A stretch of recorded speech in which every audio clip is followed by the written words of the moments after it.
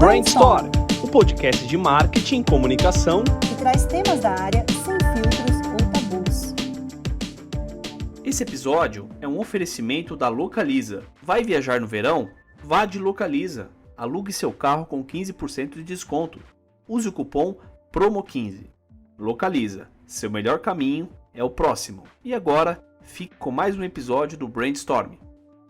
Olá pessoal, estamos presentes a mais um episódio do Brainstorm, aquele podcast que fala de marketing, de comunicação, hoje, empreendedorismo e negócios, de uma forma muito bem-humorada. Aqui comigo, minha fiel companheira de bancada, que vocês já conhecem, Simone Murata. Oi, Si, tudo bom? Oi, Ti, tudo bom? Sempre um prazer estar aqui falando um pouquinho de negócios, de marca. E hoje com uma pessoa super especial, que é o Jorge. Jorge é fundador da B-Hub e vai bater um papo com a gente. Tudo bom, Jorge? Tudo ótimo, Simone. É um prazer falar com você. Obrigado também, Diego. Vai ser ótimo ter esse bate-papo aí, essa troca aí com vocês. Exatamente. Jorge, você é um empreendedor em série. Você já fundou várias startups, você é ex-Rapbank, agora fundador da B-Hub. Mas antes da gente falar do Jorge, CEO, cofundador da B-Hub, quem é o Jorge? Conta pra gente um pouquinho da sua história. Bom, eu sou mineiro, torcedor do grande Coelhão, glorioso América Mineiro. O maior de Minas, hein? Ó, polêmica aqui no podcast.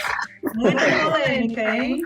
Pois é, agora estamos jogando Libertadores, né? Pela primeira vez aí na nossa história, então estamos animados. Mas brincadeiras à parte, eu sou advogado de formação e trabalhei por muito tempo no Pinheiro Neto, que é um grande escritório. Mas acabei, né, o advogado ele fica ali meio que um papel de conselheiro, né? Ele não está ali no front, não está tomando a decisão e também correndo todos os riscos. E eu acabei, dentro dessa jornada no escritório, fui inspirado por essas pessoas, né, que a gente atendia, grandes empreendedores como Davi Vélez do Nubank. E aí, quando ainda era novo, ainda com 24 anos, eu resolvi sair do escritório e criei nossa primeira startup, foi a Biva, que a gente acabou vendendo para PagSeguro. E assim, essa experiência foi assim, um divisor de águas, porque eu realmente me apaixonei muito pelo que é empreender. E isso tem tudo a ver com o que a gente faz hoje na B-Hub, que o nosso propósito, nossa missão é servir outros empreendedores, né? É ser o braço direito desses empreendedores e ajudá-los a ter uma jornada mais bem sucedida, mais prazerosa, ao permitir eles focarem no core e a gente tocar todo o resto. Muito bacana. E conta um pouquinho, como é que foi essa mudança de advogado para empreendedor? O que foram as fichinhas que você teve que mudar aí na sua cabeça? Olha, foi um cenário interessante, porque no Pinheiro Neto a gente atuava com grandes casos e a gente conhecia essas pessoas incríveis que eram os nossos clientes. E aí, de início, assim, isso foi lá em 2014 que eu comecei, e esse conhecimento jurídico ele era muito importante para aquele momento. Então, fazia sentido com esse meu background, porque naquela época a regra bancária ela ainda não estava preparada, ajustada pelo contexto de fintech. Então, tinha acabado de ocorrer uma mudança que criou o sistema de pagamento brasileiro e assim, não tinha sociedade de crédito direto, que é peer-to-peer lending, né? Entre outros. Então, assim, era um momento em que esse background ajudava muito a saber o que era possível e o que não é possível, porque se você fizesse uma atividade privativa de instituição financeira, você está cometendo um crime. Então, fazia sentido esse meu background para esse contexto. Mas, dito isso só me levava até a página 2, que é, bom, ok, a estrutura está correta, agora a gente precisa tocar esse negócio. Então, tive que aprender várias coisas que estavam fora da minha zona de conforto. Então, aprendi desde como se estrutura um MVP, como você estrutura até o business model, Canvas, você ter o posicionamento da sua empresa, como você estrutura um time, constrói uma cultura, comunica para onde que a gente está seguindo. né, documenta isso para permitir, né, que todo mundo reme para o mesmo lado. Então, assim, foi um monte de aprendizado que, assim, fundamental para qualquer empreendedor e que eu não tinha. Então, eu fui aprendendo muito na prática, né, numa forma meio autodidata, de estudar também jornada de outros empreendedores. Mas, assim, esse background inicial acho que fez a diferença, porque foi o que permitiu a gente começar com o pé direito e a gente até teve reunião com o Banco Central gostou do nosso modelo, que depois foi inspirado na Biva, que criou a Sociedade de Crédito entre Pessoas. Então, faz sentido na época. Para mim, eu sempre vejo aqui onde eu trabalho, em todos os meus projetos, que a parte jurídica é o lado não empreendedor do negócio. Por isso que eu te perguntei. E a coisa que me dá mais, assim, ódio mortal é quando o advogado vira para você e fala: a minha recomendação é não fazer, mas a decisão é sua. Aí eu viro para ele e falo: mas eu faço ou nunca faço? Aí ele repete a mesma coisa: a minha recomendação é não faça, mas a decisão é de negócio. Aí você fica naquela: nossa, mas não seria assim, faz ou não faz? É mais fácil? Tipo, ele dá a opinião dele e joga a bola quente pra gente, que é de negócios, né? Sim, eu quero completar, né? A gente, como marqueteiro, e grande parte do nosso público aqui do podcast são a galera de marketing, o quanto que os escritórios de advocacia devem ficar bravos com a gente, com as campanhas que vão pro ar, né? Acho que deve ser o antagonista da história, deve ser a área de marketing em todo escritório jurídico. Verdade. Faz sentido isso, Jorge? Faz sentido, né? O advogado tem, até por construção, esse mindset, né, de goleiro, né? Então o cara fica sempre meio ali na retranca e às vezes em cima do muro, né? Então não te dá um não, né, nem um sim, fica aquele gray zone ali. E isso também foi um dos fatores que levou a gente a construir nossa empresa, porque isso também é muito comum no âmbito de contador e da parte fiscal também. Então, e aí, assim, a gente que empreende, a gente sabe que não tem jeito, a gente precisa tomar risco. Então, é importante a gente saber qual que é o risco que a gente está correndo. Isso é uma coisa que a gente fala aqui na BHub. Então, é importante a gente entender, né, mapear muito bem. E aí, entendi. Agora, só, vai por sua conta e risco, aí também não adianta, né? É importante saber o que a gente está lidando, né? Então, faz todo sentido essa reclamação e ela é muito comum mesmo. Total, eu tenho uma dúvida e eu queria muito ouvir sua opinião sobre isso. Assim, você que lida muito com empreendedores, eu tenho a impressão que o empreendedor, quando está com a sua startup ali em early stage, em estágio inicial, para quem está ouvindo a gente, talvez temas administrativos, jurídicos, quando ele está olhando o P&L dele, o dinheiro dele é contadinho, ele não coloca isso como prioridade e está correndo um puta risco. Você acha que esse mindset mudou ou não? Ainda é um paradigma, um dogma dos empreendedores em early stage e já existem soluções para ajudá-lo a mudar um pouquinho esse mindset? Essa pergunta ela é ótima. Via de regra, né, consultores são muito caros, né? Então, se considerar advogados, contadores, né, mais sofisticados, tem um tipo de serviço que chama CFO as a Service. Então, isso via de regra é caro e está fora do budget. Então, a startup que é, por construção, também muito enxuta. Então, às vezes é comum que os empreendedores falam: bom, eu vou na raça aqui nessa parte e depois eu vejo como é que eu resolvo. Só que isso tem, com certeza, implicações. Isso pode, desde gerar multas relevantes, né, por non-compliance fiscal, INSS, entre outros, quanto também pode até obstar inviabilizar um investimento. Então, naturalmente, todo investimento ele é acompanhado por um processo de due diligence, né, um processo de auditoria jurídica, financeira.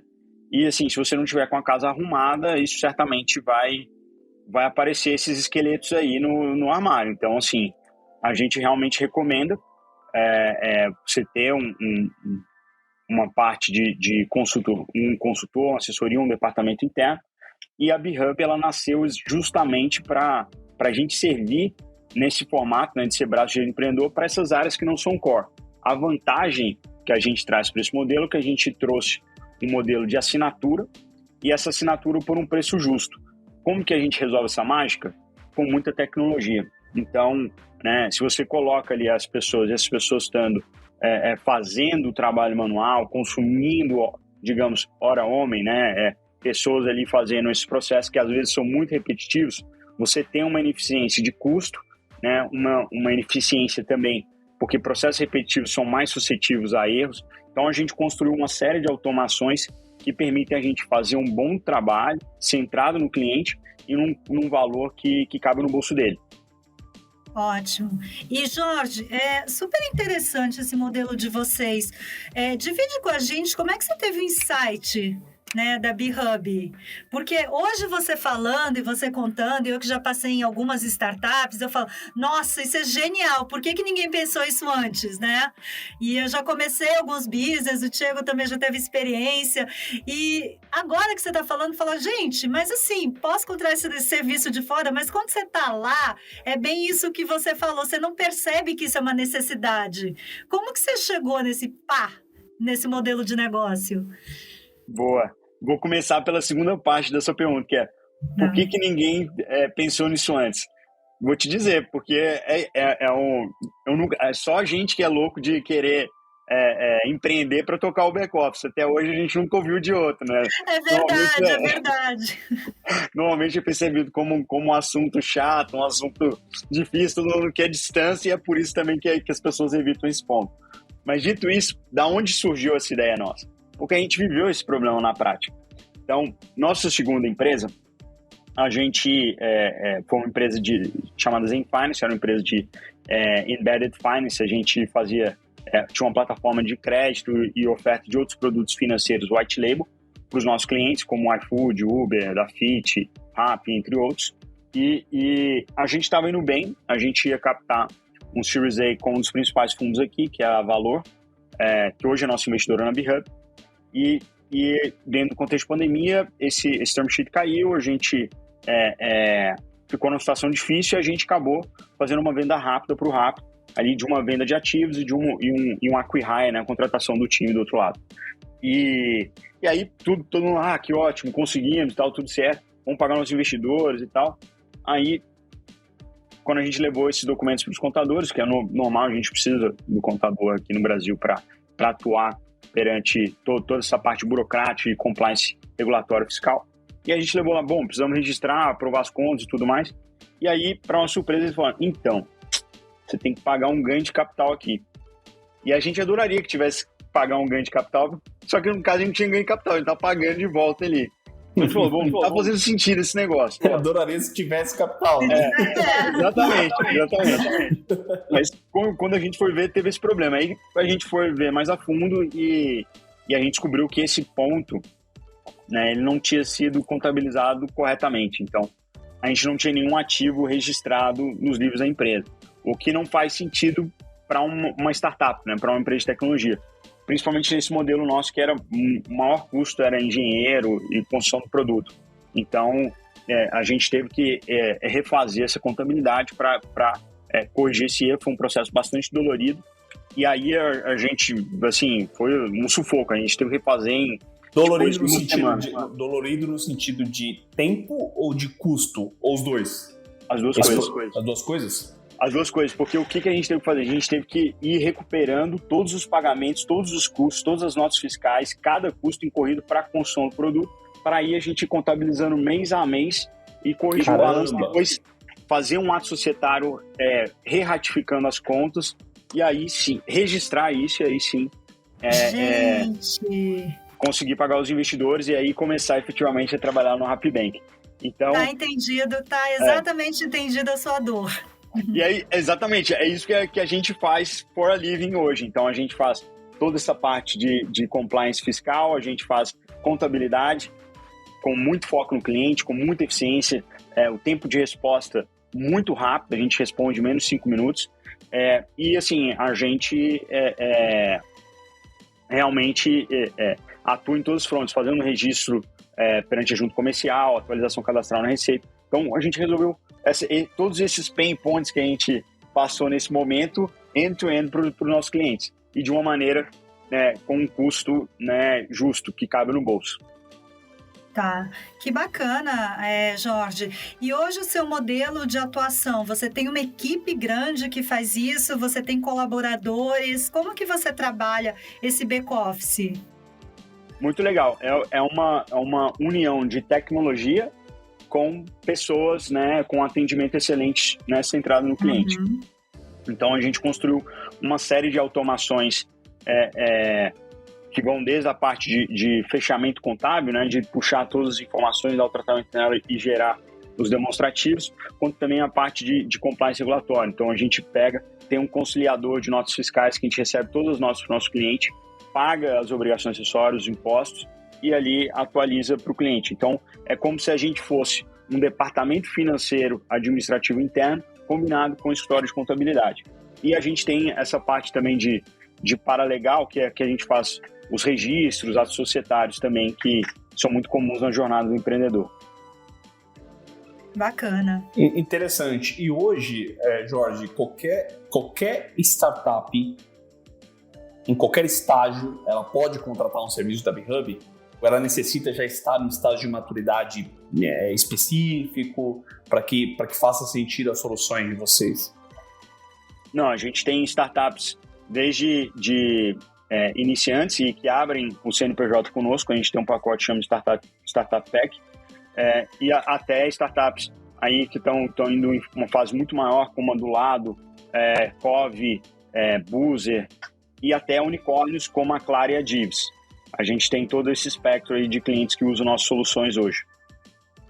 Não, super legal. Jorge, eu queria te fazer uma pergunta que é um pouco dando um passo atrás da B-Hub, né? Como é que foi você ter uma empresa e piscou o olho, você virou Rappi? Você foi incorporado por uma outra empresa que tem, e seus funcionários também, seu time, que tem outra cultura, outro modelo de operação, outra gestão. Como que funciona para você que estava vivendo de uma forma mais independente, entrar dentro de um ambiente, né, muito mais complexo?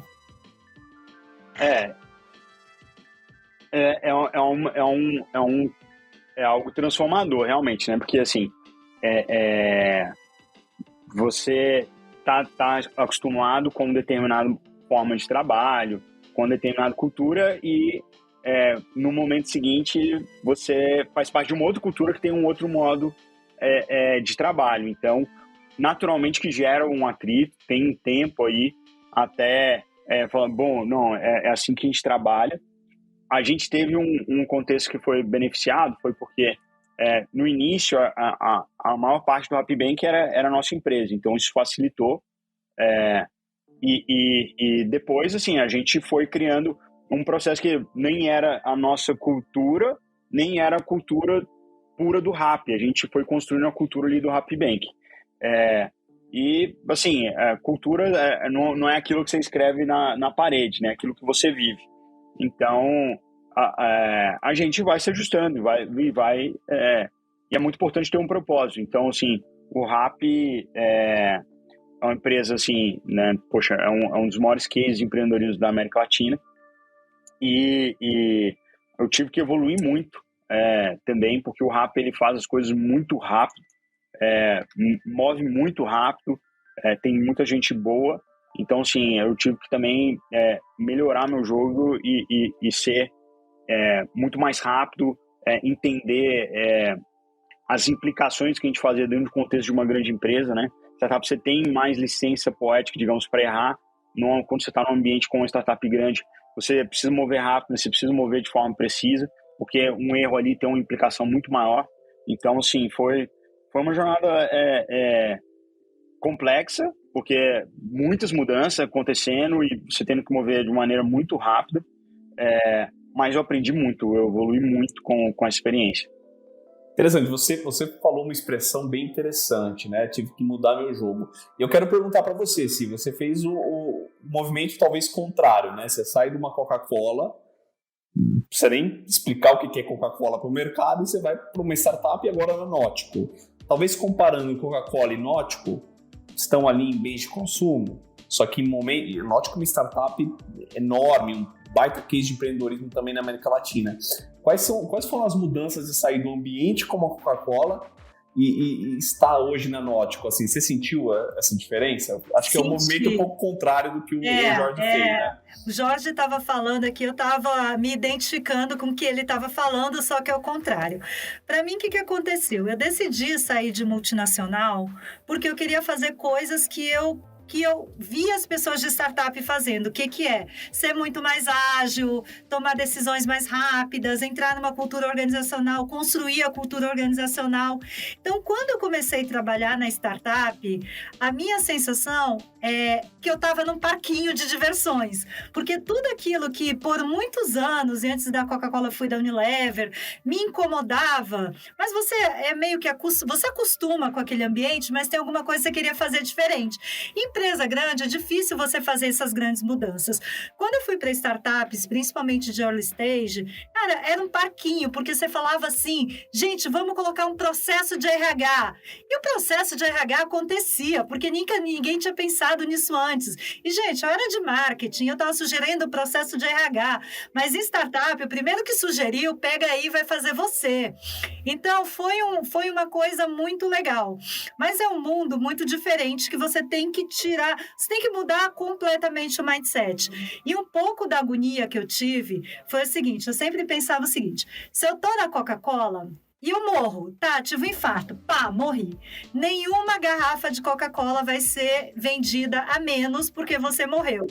E quando eu estava em uma startup pequena, por exemplo, cara, você morreu, ferrou, você desmonta aquela operação e até você montar aquilo ali com aquela pessoa, vai demorar 2 semanas, 3 semanas e vai parar aquilo ali. E eu comecei a perceber realmente o que todo mundo fala, mas em empresa grande isso não fica tanto claro, que é a importância das pessoas, a importância das peças-chave do seu time. Então, apesar de quando eu estava em empresa grande, eu tinha muito mais cultura organizacional, de RH, de você entender comportamentos, entender avaliação, etc. Eu só dei de cara o quantas peças eram importantes, né? Como esse fator humano é importante quando eu fui para uma startup. Que, gente, eu comecei com um time, por exemplo, numa startup. Se alguém dali tivesse alguma dor de barriga aquele dia, ferrou, eu não entregava o projeto do dia.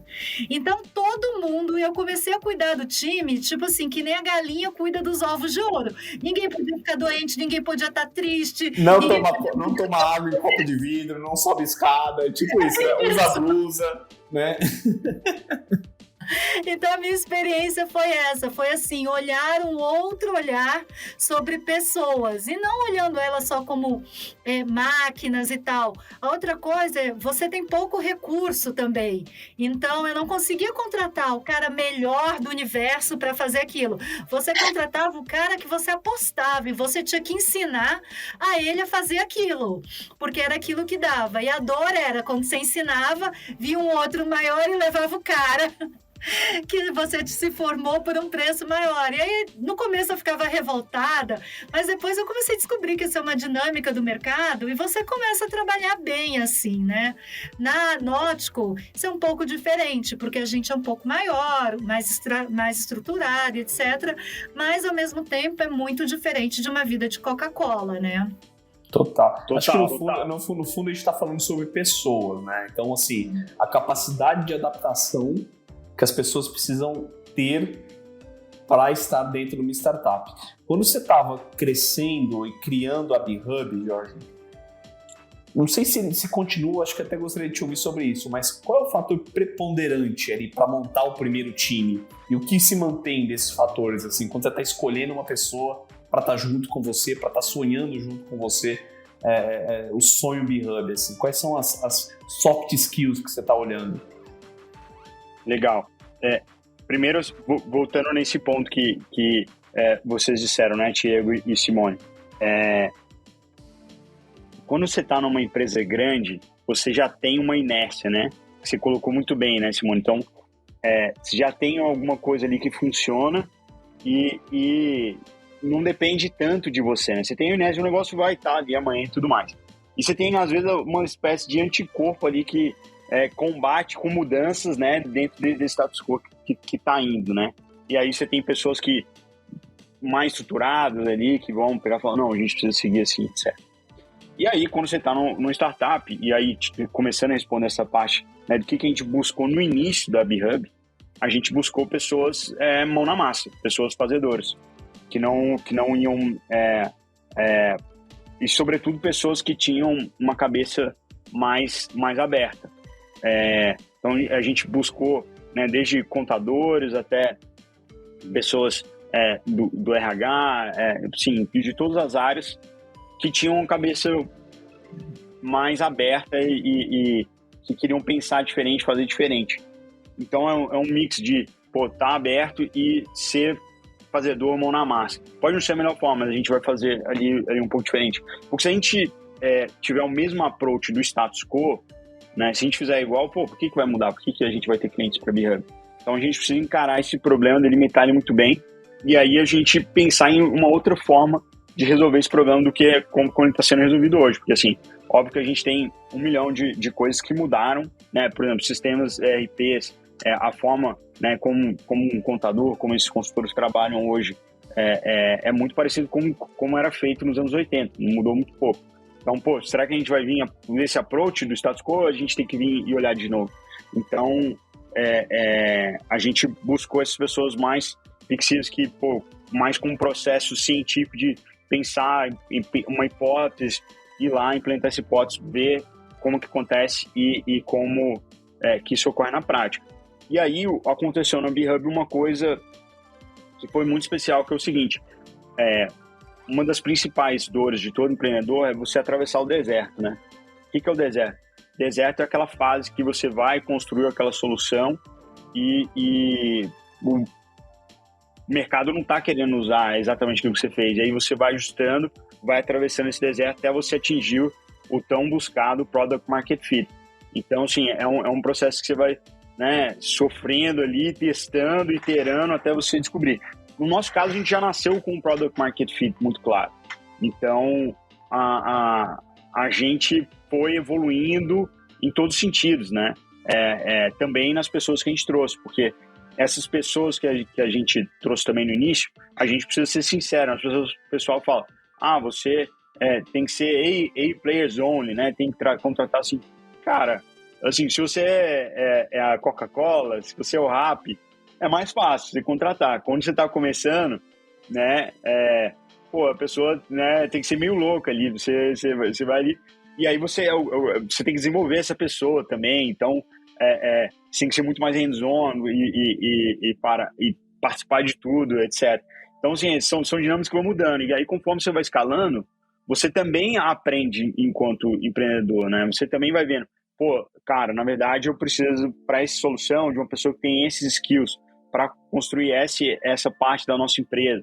Ela deveria ter passado por um ambiente que tinha essas características. Então, assim, até a gente como empreendedor também a gente vai evoluindo e vai migrando, né, do papel inicial que a gente tem. Hoje, assim, uma parte grande do meu papel é de tentar buscar as pessoas e colocá-las, né, no lugar mais adequado para elas, né? Então,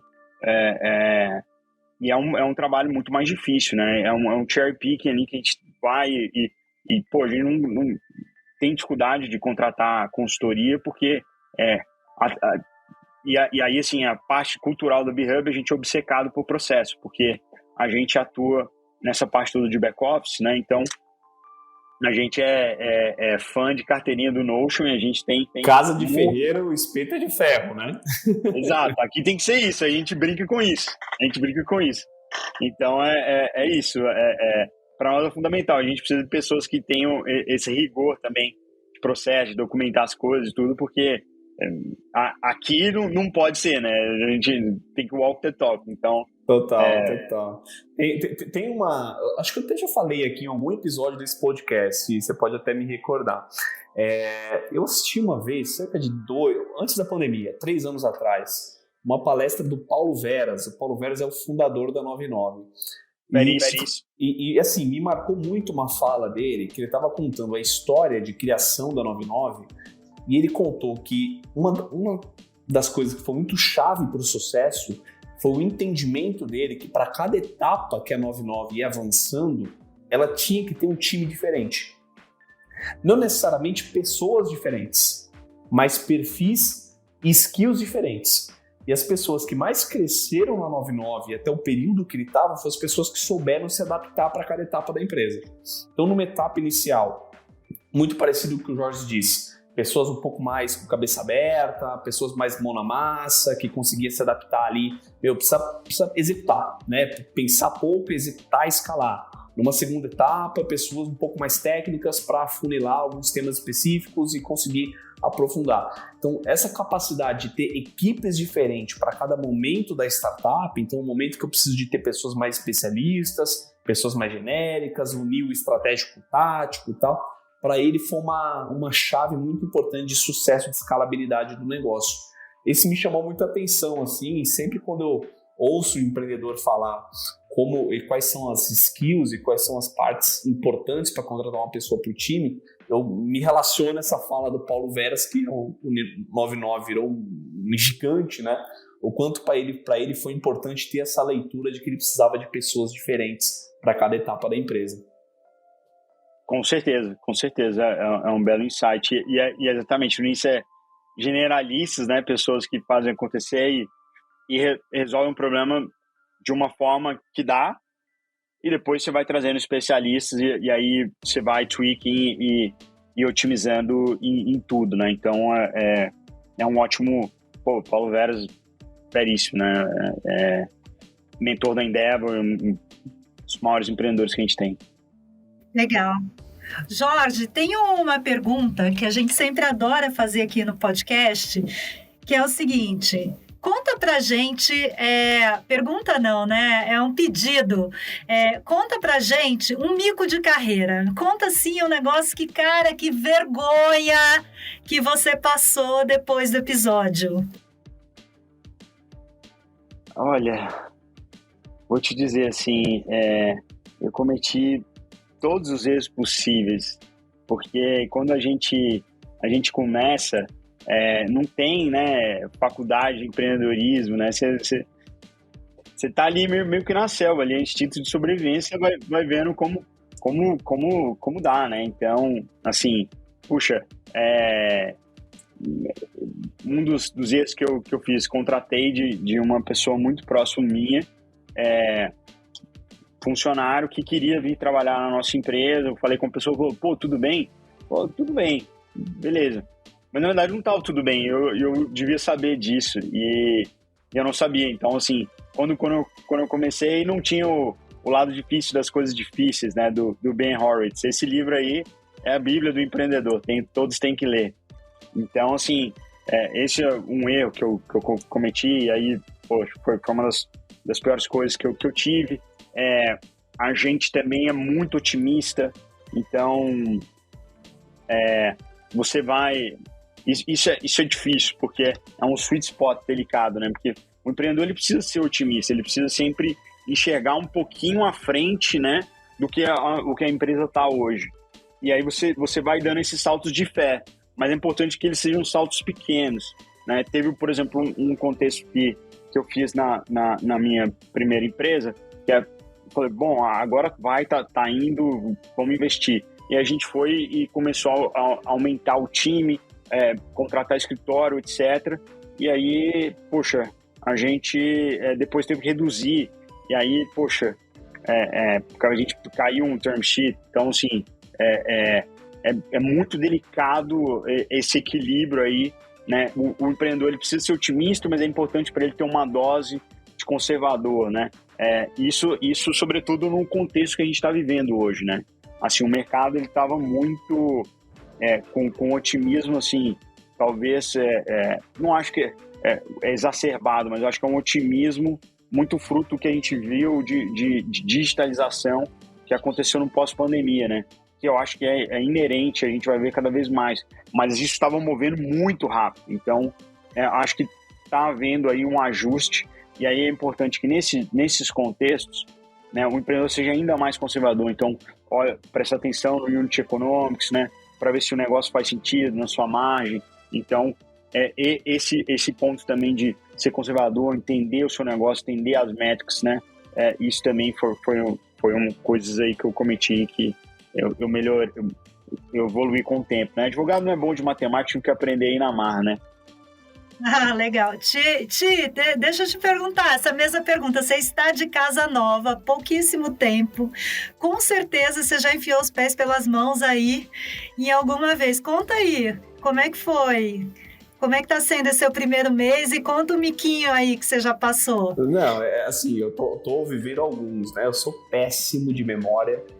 E eu sempre, em reuniões, eu cito, como é recente a minha troca, né? Para todo mundo que me acompanha aqui, acompanha meu LinkedIn, deve ter, enfim, ficou sabendo da notícia, mas eu, até hoje, em reuniões aqui, eu cito minha antiga empresa como se eu estivesse lá, né? Então, eu cito nome, eu cito pessoas, situações, então, assim... tá me deixando em situações constrangedoras aqui. Eu prometo, já até prometi pra galera aqui que eu quero esquecer logo isso e escrever uma nova página. Mas assim, é um ambiente tão confortável que eu vivi nos últimos 2 anos que até hoje é difícil desconectar e virar chavinha totalmente, né? Então é muito comum em reuniões eu citar, não, porque aqui na empresa X a gente faz assim, não, a gente tá na Y. Eu falo, puta, desculpa, gente. Vamos lá. Eu queria perguntar uma coisa, Jorge. Você teve uma carreira executiva ali no Pinheiro Neto, depois experiências empreendedoras. Qual foi o ponto e qual foi o momento ou alguma coisa que você mais se orgulha? Que você, no final do dia, assim, você lembra, você fala, cara, isso aqui foi legal, essa conquista foi interessante, isso aqui eu me orgulho, eu quero compartilhar com as pessoas, ou você se sente bem de uma conquista que você teve ao longo desse período?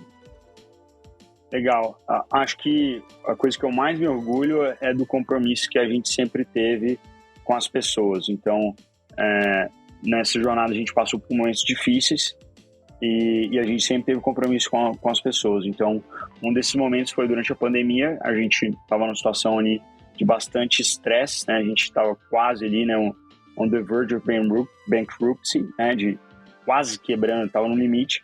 E, cara, estávamos no contexto de pandemia, então a gente não demitiu ninguém, a gente continuou pagando o plano de saúde para todo mundo.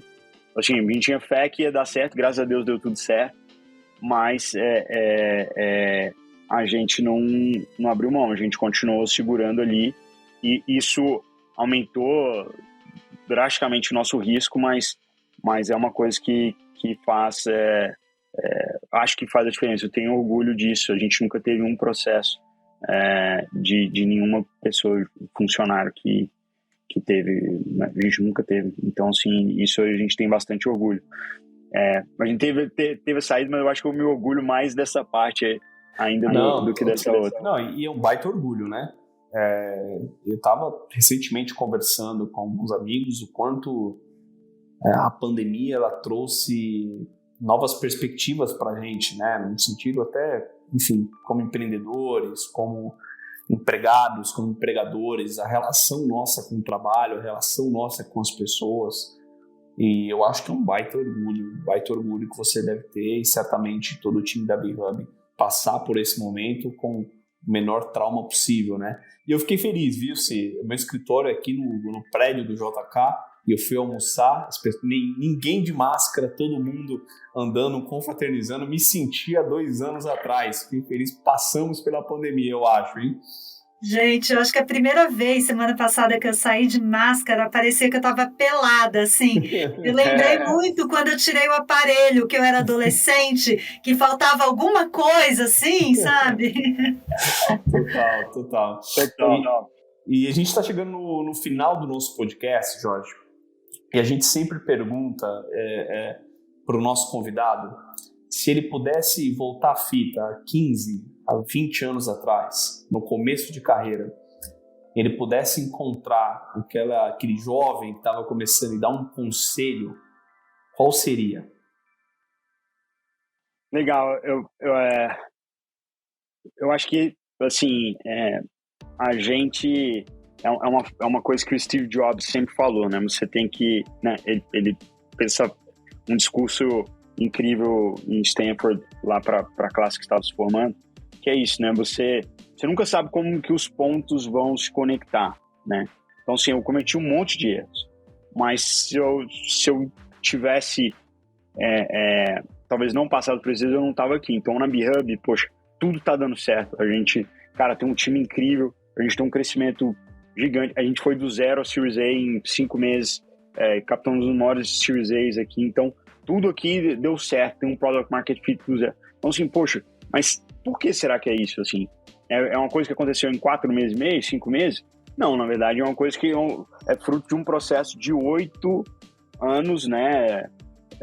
Enquanto empreendedor, que a gente foi amadurecendo e aprendendo com isso. Então, acho que segura as pontas, em fé, acredita que os pontos vão se conectar no futuro, vai aprendendo, presta atenção nas coisas, que o importante é a gente evoluir, né? Eu gosto muito de tênis também, o esporte, e tem um jogador que as pessoas não comentam muito dele, que é o Stan Wawrinka, que ganhou 3 grandes lãs e tudo, mas ele fala, cara, é um negócio duro, assim, entende? Você vai jogando, e, cara, é só um que é campeão, então você pode ganhar um monte de partidas, mas se no final você perder, você foi vice-campeão, então outra pessoa foi. E aí ele falou, cara, que é uma coisa que também tem um pouco na minha cabeça, fail better, né? Então, o importante é a gente ir melhorando, cara, natural, a gente vai testar, validar hipóteses, afinal, startups, a gente está fazendo algo novo, né? Se já fosse algo comprovado, não tinha essa inovação, não tinha. Então, assim, ninguém sabe se vai dar certo ou não. Então, é importante a gente ir, né, failing better, né?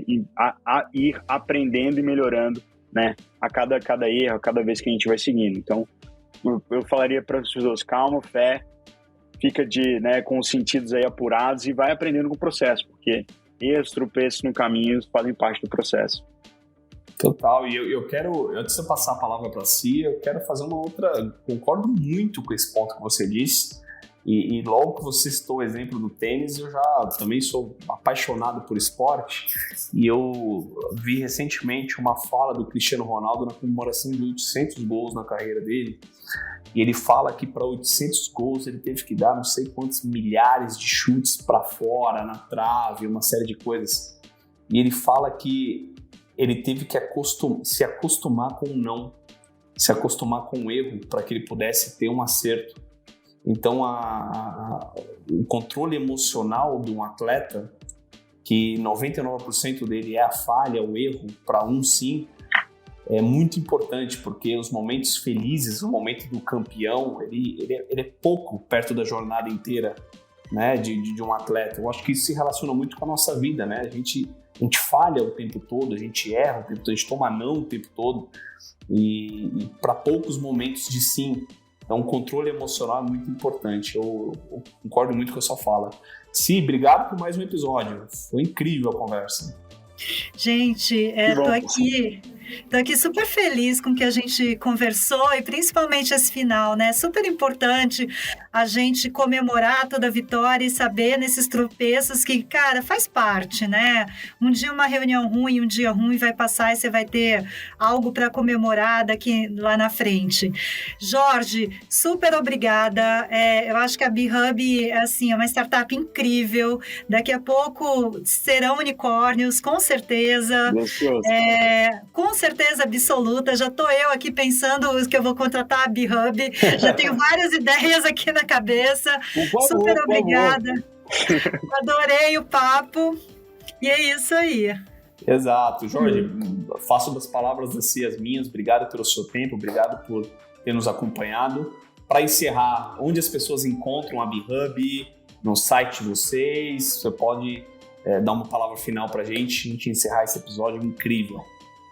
Que bom, poxa, pessoal, assim, foi um prazerzão fazer esse podcast com vocês e, sobretudo, trocar, né? A gente poder conversar e ter essa troca, porque vocês também têm uma jornada super bacana acho que a gente quer mais hoje em dia trocar, não ter, né, essas histórias que a gente também não se conecta. Então, eu adorei o papo e ouço sempre e parabéns pelo trabalho que vocês estão fazendo. Dito isso, assim, a B-Hub, a gente é facinho, é bhub.com, phub.com. A gente tem diferentes pacotes de acordo com as necessidades dos nossos clientes E a nosso propósito de valor é esse, né? O empreendedor focar no core, focar na paixão dele e delegar toda essa parte chata, burocrática, né, pra gente, que a gente vai fazer disso uma coisa muito mais agradável, permitir a ele, né, desfrutar do que ele é bom, da paixão dele. Show de bola! Pessoal, obrigado por mais um episódio. Acompanhe o nosso podcast, já somos um dos podcasts mais ouvidos da Apple no Brasil e isso é um mérito de todos os convidados que estão aqui, inclusive o Jorge, todo mundo que acompanha a gente. Marque a gente nas redes sociais, façam stories, marque a Simone, marque a Makers, me marque, a gente vai fazer e reverberar bastante esses conteúdos que a gente tem gerado aqui em todos os episódios. Mais uma vez, muito obrigado, até o próximo episódio, tchau, tchau. Tchau, pessoal. Super obrigado, gente.